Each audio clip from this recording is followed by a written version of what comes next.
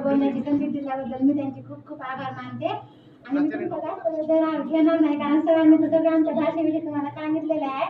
परंतु माझी शासनाला एकच विनंती आहे, जसे शेतकरी लोक शेती करतात, नोकरदार लोक नोकरी करतात, तसंच आमचा प्रमुख व्यवसाय हा मासेमारी आहे. आम्ही पैठण येथे राहतो. तिथे जायकवाडी धरणावर आमची 2,500 ते 3,000 कुटुंब मासेमारी करतात. पण तिथे जो सौर ऊर्जा प्रकल्पाचं काम चालू आहे ते तुम्ही रद्द करावं.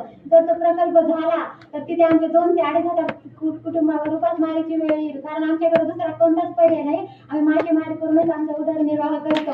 एवढी माझी शासनाला विनंती आहे. आणि आमच्या भाषेमध्ये मी कविता आहे, आमच्या भाषेमध्ये मी तुम्हाला बोलून दाखवत आहे. कहार भाषा आपली बोलत जावील मिलके, कहार भाषा आपली बोलत जावील मिलके, बोलत नहीं कोई भला दूर शहर में आके, अभिमान बाळगो आपले भाषा को, बिसरो मत आपले भाषा के, आपली वह शान है, लाजो मत कोई चार लोगों में आपली भाषा बोलबे. कहार भाषा बोलत जाओ. आजकाल के लोग आपली भाषा बहुत कमी विसर रहे, आणि घर में पण आपले लड़कांची आपली भाषा शिकत जाओ, बोलत जाओ आणि आपली भाषा की देवाणघेवाण करत जाओ. एवढं बोलून मी माझे 2 शब्द संपवते. जय हिंद, जय महाराष्ट्र.